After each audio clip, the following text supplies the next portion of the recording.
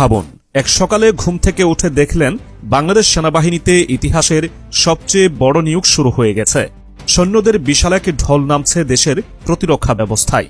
প্রতিটি ইউনিটে যোগ দিচ্ছে নতুন নতুন সদস্য, প্রতিটি ক্যাম্পে চলছে কঠোর প্রশিক্ষণ। আর এই বিশাল পরিবর্তনের কারণে ভারতের অভ্যন্তরে দেখা দিয়েছে এক অস্বস্তিকর নীরবতা। দিল্লির প্রতিরক্ষা মহলে চলছে চরম উদ্বেগ, কারণ বাংলাদেশের এই সামরিক সম্প্রসারণ শুধু সংখ্যা বৃদ্ধির জন্য নয়, এটি এক নতুন শক্তির জন্মদানের প্রস্তুতি।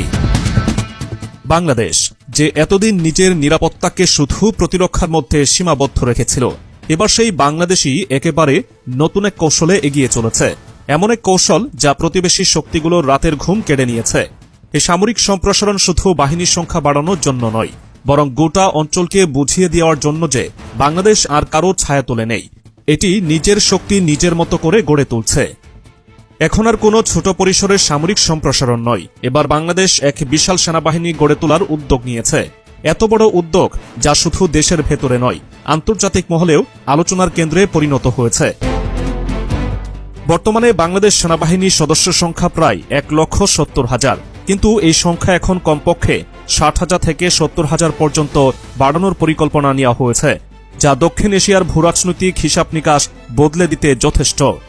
বাংলাদেশ সেনাবাহিনী শুধু সংখ্যায় নয়, দক্ষতা, প্রশিক্ষণ ও প্রযুক্তির দিক থেকেও এক নতুন উচ্চতায় পৌঁছাতে চলেছে। আর এটাই ভারতের সবচেয়ে বড় দুশ্চিন্তার কারণ।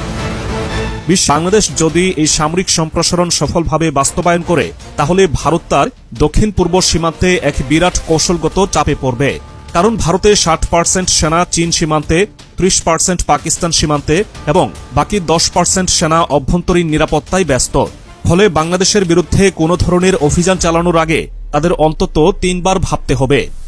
আরেকটি বড় বাস্তবতা হল বাংলাদেশের ভৌগোলিক অবস্থান। বাংলাদেশ নদীমাতৃক দেশ হওয়ার কারণে ভারতীয় ট্যাঙ্ক এবং সাজোয়াজান সহজে চলাচল করতে পারবে না। পাকিস্তান বা চীনের মাটির মতো শক্ত নয় বাংলাদেশের মাটি, ফলে ভারী সামরিক যান এখানে একেবারেই অকার্যকর। এদিকে ভারতের জন্য সবচেয়ে বড় চ্যালেঞ্জ হল বাংলাদেশের বিশাল প্যারামিলিটারি বাহিনী।